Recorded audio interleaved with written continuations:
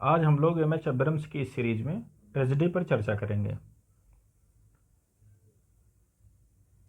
तो सबसे पहले ट्रेजेडी क्या है, एक उसके नॉर्मल से जो डिफिनीशन है वो आप देखो कि ट्रेजेडी इन्होंने क्या बताया है कि ये ड्रामेटिक रिप्रेजेंटेशन है। किसका ड्रामेटिक रिप्रेजेंटेशन है? किसी सीरियस एक्शन का। समझ रहे हैं? कोई सीरियस एक्शन है, एक्शन वो आपकी कैसी होनी चाहिए? सीरियस होनी चाहिए। उसका ये क्या है? ड्रामेटिक रिप्रेजेंटेशन है। रिप्रेजेंटेशन है पर ड्रामेटिक वे में। और उसके बाद क्या इसने जो है बताया है दोबारा कि लास्ट में इस स्टोरी का एक कंक्लूजन होता है, और कंक्लूजन में जो इस स्टोरी का प्रोटागोनिस्ट या जिसको आप मेन कैरेक्टर बोल सकते हैं, उसका जो है कहने का मतलब उसके साथ डिजास्टर होगा। तो नॉर्मली ट्रेजेडी में आपने क्या देखा? ट्रेजेडी एक ड्रामेटिक रिप्रेजेंटेशन है किसका? सीरियस एक्शन का। और इसमें जो आपका मेन हीरो होता है, या जिसको हीरो चीफ कैरेक्टर उसको आप बोलो ज़्यादा अच्छा रहेगा, या प्रोटागोनिस्ट जो इसका होता है, उसके साथ लास्ट में डिजास्टर होता है। और वो कंक्लूजन के टाइम में उसके साथ डिजास्टर होता है, कहने का मतलब अनहोनी होती है। दूसरी चीज़ ये तो हो गई नॉर्मल सी परिभाषा। अब अरिस्टोटल ने ट्रेजेडी की एक परिभाषा दी है जो कि बड़ी ही अच्छी है और बड़ी ही सारगर्भित है। अब यहाँ अरिस्टोटल ने जो परिभाषा दी है उसमें इन्होंने क्या बताया है कि ट्रेजेडी आपका क्या है? ट्रेजेडी है एक आपका imitation of action, imitation of an action. किसी एक्शन की एक नकल है। वो एक्शन कैसा होगा? वो एक्शन सीरियस होगा, उसका उसमें एक कहने का मतलब ग्रेट लेंथ होगी, या आप ग्रेट इम्पॉर्टेंस होगा। मैग्नीट्यूड का मतलब ये होता है कि या तो वो ग्रेट इम्पॉर्टेंस का होगा या तो ग्रेट लेंथ का होगा, और यहाँ दोनों आपको अप्लाई करना है, और साथ ही साथ वो कंप्लीट होगा। फिर से एक बार देखो, इन्होंने जो बताया है कि ये आप क्या होता है, ट्रेजेडी अरिस्टोटल के अकॉर्डिंग टू एक आप एक्शन का इमिटेशन करते हैं, और वो एक्शन कैसी होनी चाहिए? सीरियस होनी चाहिए। उसकी एक लंबाई, निश्चित लंबाई, मतलब अच्छी खासी लंबाई की होनी चाहिए। ये नहीं कि आप उसका जो है छोटी सी है कि एक स्टोरी बना दें और आप उसको ट्रेजेडी बोलना शुरू कर दें, ऐसा नहीं है। उसकी एक लंबाई होगी, ग्रेट लंबाई होगी, और ग्रेट उसका जो है इम्पॉर्टेंस होगा। दूसरी चीज़, वो स्टोरी खुद में कंप्लीट होनी चाहिए। ये नहीं कि जब स्टोरी आपकी ख़त्म हो जाए और लास्ट में आपके मन में जो है क्वेश्चन बना रहे कि ये इंसिडेंट बाद में क्या हुआ, इसके साथ ऐसा क्या हुआ। ये सस्पेंस लास्ट तक आपका पूरा ख़त्म हो जाता है। ये सब चीज़ें आपको कंप्लीट सी लगती है। और इसका एक जीता जागता उदाहरण आपने देखा होगा, जो बाहुबली मूवी आई थी फर्स्ट वाली। तो अगर जो by the way first second ये तो कर दिए तो सेकंड में आपको कंक्लूजन जाके मिलता है।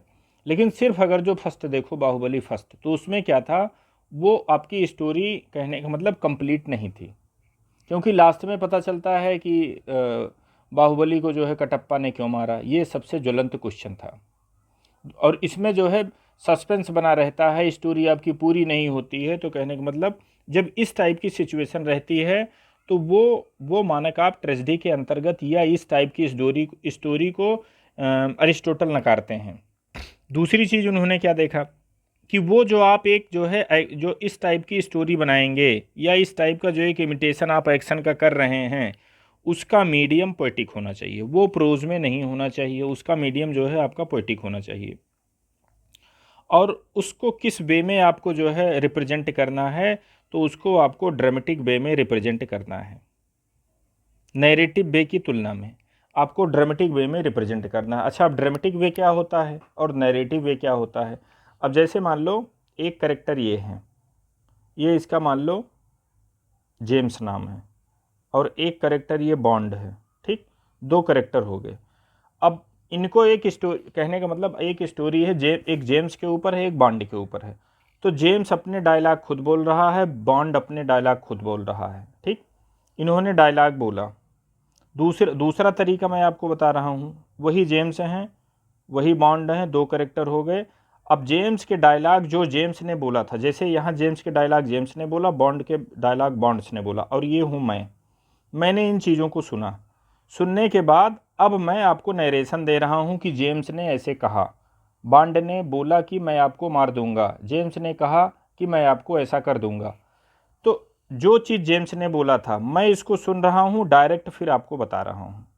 तो इस वे को बोला जाता है नैरेटिव, और ये जो डायरेक्ट मेथड है ये आपका बोला जाता है ड्रामेटिक। समझ रहे हैं? तो ये वे नैरेटिव होता है, तो इस वे में आपकी ट्रेजेडी नहीं होनी चाहिए। ट्रेजेडी का जो वे होता है ये वाला होना चाहिए। दूसरी चीज, उसके बाद जो है इसमें और चीज़ इन्होंने इन्वॉल्व किया है। क्या इन्वॉल्व किया है? एराउजिंग पिटी एंड फियर। जो इंसिडेंट आपको दिखाई जाएगी, जो आपको घटना दिखाई जाएगी, वो आपके मन में दया की भावना पैदा करे, डर की भावना पैदा करे। क्यों? अब वो चीज़ आगे पता चलेगा। और ये आपका इसलिए दया और जो है ये भावना, दया और जो है डर की भावना इसलिए पैदा की जाती है कि जिससे आपके मन का शुद्धिकरण हो सके। अब दया और जो है डर ये आपके मन में पैदा किया जाएगा तो मन कैसे शुद्धिकरण होगा? तो ये ऐसे माना जाता है कि जब आप इसमें क्या है कि डर को डर से काटा जाता है, क्राइम को क्राइम से काटा जाता है। तो इसका कहने का मतलब, जैसे एक कहावत आपने सुनी होगी, लोहे को लोहा काटता है। तो इसमें क्या है कि जैसे हाँ, मैं आपको ऐसे बताता हूँ। जैसे आप बहुत ज़्यादा क्राइम कर रहे हैं, या आप मान लो क्राइम में भी नए नए इन्वॉल्व हो, लेकिन आपको क्राइम का इतना बीभत्स रूप दिखा दिया जाए कि क्राइम से तुमको घृणा हो जाए, तो वही काम ये ट्रेजेडी करती है। कहने का मतलब, इतना ज़्यादा तुमको ब्लड सेट दिखाया जाएगा, इतना ज़्यादा मारकाट वहाँ पे दिखाई जाएगी कि तुम्हारे मन में जो है क्राइम की छोटी मोटी भावना है या भावना है, उससे कहीं वो 10 गुना ज़्यादा आपको दिखाया जाएगा। तो 10 गुना जब ज़्यादा दिखाओगे, आप उसकी पराकाष्ठा पे पहुँचेंगे, तो पता चला उससे आपके मन में वैराग्य हो जाएगा, वो चीज़ आप छोड़ दोगे। तो ये अब छोड़ते हैं कि नहीं छोड़ते हैं वो अलग की चीज़ है, लेकिन अरिस्टोटल का यही कॉन्सेप्ट था कि ट्रेजेडी का उद्देश्य ये होना चाहिए कि वो आपके इमोशन को या आपकी भावनाओं को या आपके मन में जो गलत टाइप की फीलिंग्स पनप रही हैं उनका वो प्योरिफिकेशन कर दे। इस उद्देश्य से ट्रेजेडी में आपका जो है कैथारसिस, जो ये शब्द है, या कैथारसिस आप इसको टर्म बोल सकते हैं, ये इसीलिए शामिल किया गया है। ये शुद्धिकरण आपकी भावनाओं को करता है। अब इस पे थोड़ा जो है और चर्चा करने की ज़रूरत है। कैथारसिस क्या चीज़ होती है? कैथारसिस आपका होता है परगेशन होता है, शुद्धिकरण। किसका शुद्धिकरण? आपके इमोशन का शुद्धिकरण। Purgation of emotion with pity and fear. तो इसमें आपने इमोशन का परगेशन किया, किसके माध्यम से? पिटी के माध्यम से, फियर के माध्यम से। और पिटी और फियर के माध्यम से कैसे आप परगेशन करेंगे? तो वही जो ऊपर हमने आपको तरीका बताया था कि आयरन कट्स आयरन, लोहा लोहे को काटता है। तो इसमें जो है क्राइम को क्राइम से काटा गया है, मतलब डर को डर से काटा गया है। इतना ज़्यादा आपको जो है डर दिखाया जाएगा कि आपके मन में डर पैदा हो जाए। इतना ज़्यादा आपके मन में मतलब करुणा पैदा कर दी जाएगी कि वो जो गलत काम हो रहा है, भले ही आप उसी टाइप के हैं, लेकिन आप उससे फिर दूरी बनाओगे। समझ रहे हैं? अब उसके बाद आपका नंबर आता है ट्रेजिक हीरो। अब जैसे ट्रेजेडी अभी आपने पढ़ा, आपको इंसिडेंट में, आपको अपनी घटना में क्या दिखाना है? आपको अपनी घटना में ये दिखाना है कि दर्शकों के मन में आपको एक सीरियस एक्शन दिखाया जा रहा है। सीरियस एक्शन के माध्यम से दर्शकों के मन में आपके सामने दया, उनके मन में आपको दया पैदा करना है, उनके मन में आपको जो है डर पैदा करना है। तो ये दया और डर कब पैदा होगा, या दया की भावना कब आएगी, डर की भावना कब आएगी? जब हीरो आपका एकदम मिडिल क्लास का होगा या हीरो आपका एकदम हाई क्लास का होगा। तो अब इसको आप ऐसे समझो, जैसे ये हैं हीरो महोदय, ठीक। अब ये हीरो क्या है? किंग है। ये हीरो क्या है? जनरल है। कहने का मतलब इसका रैंक हाई है। अब ये हीरो की एक ऐसी सिचुएशन बन जाती है कि ये भीख मांगना शुरू कर देते हैं। समझ रहे हैं? तो ये भीख मांगने की कंडीशन है। अब एक सामान्य सा आदमी है, दूसरा इंसान ये मिडिल क्लास का है, ठीक। अब मिडिल क्लास वाला भी भीख मांगना शुरू कर देता है। समझ रहे हैं? तो आप बताओ किसकी सिचुएशन देखने के बाद आपके मन में दया ज़्यादा आएगी?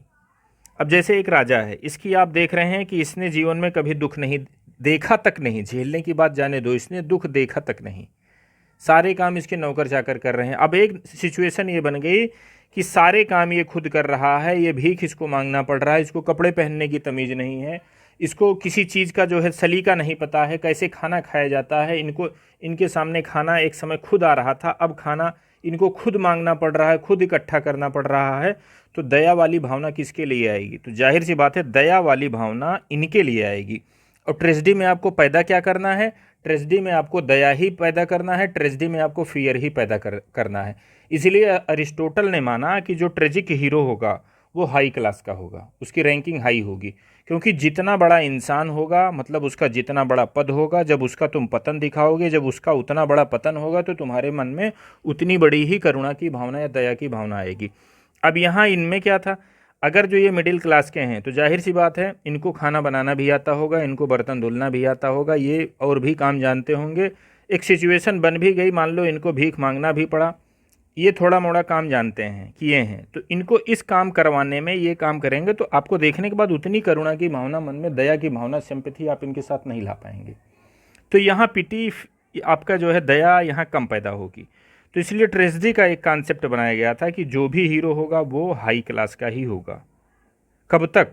जब तक आपको जो है कैथार्सिस वहाँ दिखाना था, तब तक आपने जो है किया। हालांकि बाद के जो मॉडर्न प्ले जो है मॉडर्न ट्रेजेडी आई हैं उनमें हाई क्लास का जो है हाई क्लास का सिस्टम ख़त्म कर दिया गया हीरो का, तो उनमें कैथार्सिस भी ख़त्म कर दिया गया एक हिसाब से समझा जाए तो। अब प्ले का उद्देश्य भी अरिस्टोटल के टाइम में प्ले का दूसरा उद्देश्य था, अब यहाँ प्ले का कुछ उद्देश्य भी बदला तो इनके जो है मानक भी बदले, इनकी सिचुएशन भी बदली। अब इसी में जो है एक टर्म आपका आया है हमार्सिया, एक टर्म आपका है ट्रेजिक फ्ला, एक टर्म है आपका ह्यूब्रिस। अब ये सब क्या चीज़ हैं? अब आपको क्या दिखाना है? हीरो का पतन दिखाना है। हीरो का पतन कैसे होगा? हीरो का पतन ऐसे होगा कि उसमें कोई ना कोई कमी होगी, तुमको घटना नेचुरल से दिखानी है। तो जाहिर सी बात है, आप किसी का जैसे मान लीजिए बड़ा आदमी है, तो बड़े आदमी का विनाश कैसे होगा? उसमें कोई ना कोई इम्परफेक्शन होगा। जैसे मान लो उसको किसी गंदी चीज़ की लत लगी हो, या कोई गड़बड़ इंसिडेंट उसके साथ हो, या व्यक्तिगत उसकी कोई आदत हो जिसके कारण तभी तो वो पतन पे जाएगा, तभी तो उसके पैसे कम होंगे, तभी वो मृत्यु को प्राप्त करेगा। तो वो सबसे अच्छा उसमें क्या तरीका था कि हीरो में अरिस्टोटल ने क्या किया, उन्होंने एक मानक बनाया कि उसमें कुछ कमियां तुम पैदा कर दो। कि जैसे मैं समझ लो मैं हीरो हूँ, तो मुझ में वो क्या कमियां होगी कि मैं डिसीजन नहीं ले पाया, डिसीजन मुझ में न लेने की क्षमता आ गई, या मुझे बहुत ज़्यादा घमंड आ गया। आप मुझे वार्न किए कि फलाने से तुम सावधान रहना, अरे चलो फलाने को मैं देख लूँगा, फलाने का मतलब ऐसी की तैसी। तो ये जो ओवर कॉन्फिडेंस मुझ में दिख रहा है, ये ओवर कॉन्फिडेंस ही मेरे पतन का कारण बनेगा। तो अगर जो आपने जजमेंट लेने में एरर पैदा कर दी कि जैसे तुम निर्णय सही नहीं ले पाए, तो जब निर्णय सही नहीं ले पाए, उस निर्णय सही न लेने का जो है न लेने के कारण जो है आपका विनाश हो रहा है, तो वो सिचुएशन आपकी हमार्सिया होती है। हमार्सिया क्या होता है? एक एरर होती है, और ये कौन सी एरर स्पेशली होती है? तो मिस्टेक आप करते हैं जजमेंट की, आप जजमेंट गलत लेते हैं। जैसे किंग लियर में उसने गलत जजमेंट लेके अपने जो है उसको जो है राज्य, पूरे अपने राज्य को 3 भागों में उसने बांट दिया था, ये गलत निर्णय लिया। हैमलेट ने क्या किया कि उसने क्लाडियस को छोड़ दिया जब वो पूजा कर रहा था। तो ये इन्हीं कहने का मतलब हैमलेट जैसे बहुत ज़्यादा सोचता था, तो ये सोचना ही उसके लिए जो है समझो कि हमार्सिया पैदा कर दिया। और किंग लियर में क्या था? किंग लियर में वो जो है कहने का मतलब वो तो एक टाइप से आप उसको मूर्खता ही उसका समझिए हमार्सिया का कारण बना। दूसरी चीज़ ह्यूब्रिस क्या चीज़ होती है? ह्यूब्रिस वही जो हमने बताया कि आप हमको आगाह करें कि यार फलाने से तुम सावधान रहना, तुमको खतरा हो सकता है। तो मैं कहूँ यार फलाने कितनी औकात, मैं तो राजा, और फलाने पता चला कि अभी हमसे 10 रैंक नीचे हैं, फलाने हमारा क्या कर सकते हैं, और कल के डेट में फलाने हमारी ऐसी की तैसी कर दिए। तो अब यही अगर जो मैं आगाह हो गया होता, जैसे कहते नहीं, दुश्मन चाहे जितना भी छोटा हो, दुश्मन को दुश्मन समझना चाहिए। अगर जो ये सिद्धांत पे आप चल रहे हैं तो ये ह्यूब्रिस नहीं है। दुश्मन को आप छोटा नहीं समझ रहे हैं, उसके रैंक दारे दुश्मन मेरा क्या करेगा। तो ये चीज़ ओवर मीनिंग जो प्राइड होती है आप में, इसी को ह्यूब्रिस यहाँ पे टर्म का नाम दे दिया गया है। चीज़ें वही हैं, नाम उनके बदल गए हैं।